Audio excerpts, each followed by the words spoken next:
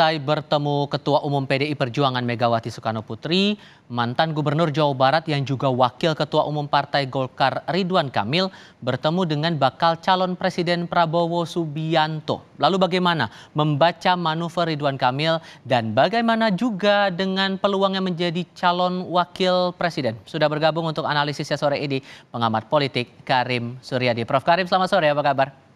Selamat sore, Pipa. Terima kasih sudah bergabung bersama kami.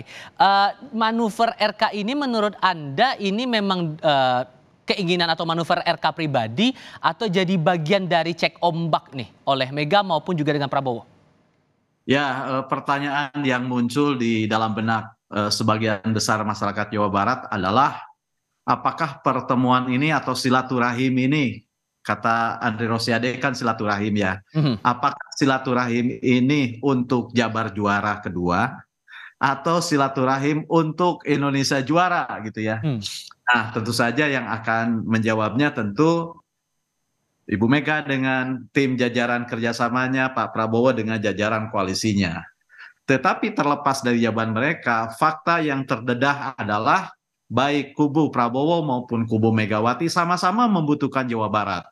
Jawa Barat yang menyumbang 17,9% suara dalam pemilu nasional nyaris belum terwakili sampai hari ini. Mengapa saya bilang begitu? Karena kalau melihat perilaku politik warga Jawa Barat dari pemilu ke pemilu tidak monolit.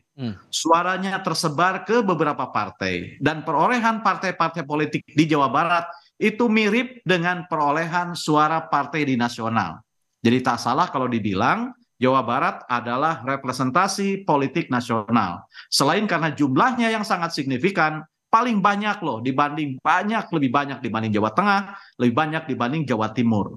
Nah, selain karena jumlah yang banyak, juga perilaku politiknya mirip dengan perilaku politik nasional. Itu yang pertama. Yang kedua, tidak monolitnya perilaku politik Jawa Barat sampai hari ini belum ada capres-cawapres yang bisa merangkum dan menyatukan keberagaman itu. Gitu ya. Memang Prabowo menang dalam pemilu terakhir, tetapi kemenangan Prabowo itu menurut saya adalah kinerja partai yang dalam pemilu 2024 terlepas dari Prabowo. Sehingga Prabowo membutuhkan faktor yang bisa mengaitkan dukungannya, mengatrol dukungannya. Demikian juga PDIP yang tidak menang dalam pemilu 2019. Tentu saja membutuhkan kemenangan karena rasanya gitu ya, meskipun menang secara nasional tapi mungkin penasaran kok Jawa Barat tidak bisa ditundukkan. Itu yang pertama. Sehingga jelasnya, maaf saya potong Prof, sehingga jelasnya bahwa pertemuan antara RK dengan kedua tokoh ini jelas hubungannya soal kan menjadi calon wakil presiden untuk Ganjar ataupun juga untuk Pak Prabowo Subianto.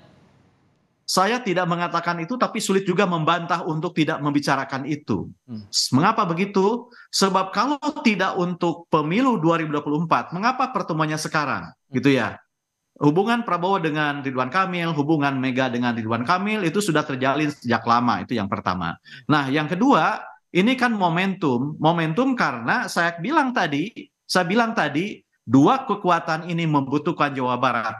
Dan kalau sekedar ingin mengupdate perkembangan di Jawa Barat, mengupdate informasi tentang bagaimana cara berkampanye memenangkan Jawa Barat, tentulah yang dipanggil tidak perlu Ridwan Kamil. Wong saya juga bisa, Tipa juga bisa gitu ya. Jadi menurut saya ada hidden message yang lebih dari itu. Mungkin dibilang cek ombak, tidak. Kalau cek ombak harusnya ke masyarakat.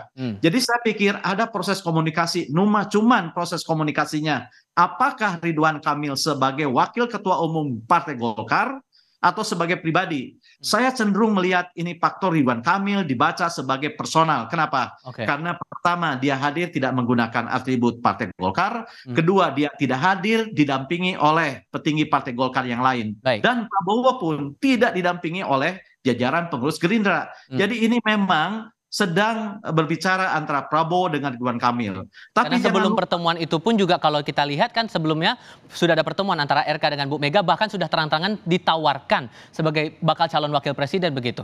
Menurut Anda gimana tuh? Itu tidak?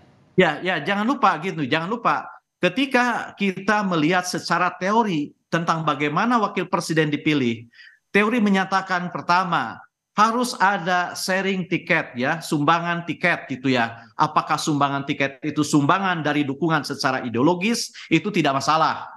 Baik Gerindra maupun PDIP sama-sama nasionalis, tidak berbeda. Yang kedua, sumbangan dari aspek geografis. Sudah saya jelaskan tadi. Kedua kekuatan ini membutuhkan dukungan Jawa Barat. Dan sampai hari ini belum ada tokoh yang bisa merangkum keberagaman Jawa Barat dan belum bisa ada faktor yang bisa menggait dukungan Jawa Barat. Yang ketiga misalnya, nah yang ketiga yang keempat itu tidak bisa saya jawab. Yang bisa menjawab yang faktor tangan ketiga dan keempat itu adalah calon presiden atau partai yang akan mengawinkan. Ketiga itu apa? Ketiga itu dengan siapa calon presiden itu merasa klik. Merasa klik ya, punya chemistry, itu hanya mereka yang tahu. Dan yang keempat, calon wakil presiden yang dipilih adalah mereka yang bukan hanya memiliki kompetensi untuk bersama-sama menjalankan pemerintahan 5 tahun ke depan, tetapi ia adalah yang pantas jika dalam situasi yang memaksa harus menjadi presiden. Kansnya kalau begitu bagaimana kemudian Prof? Anda menangkapnya? RK bisa berpeluang berpasangan dengan siapa?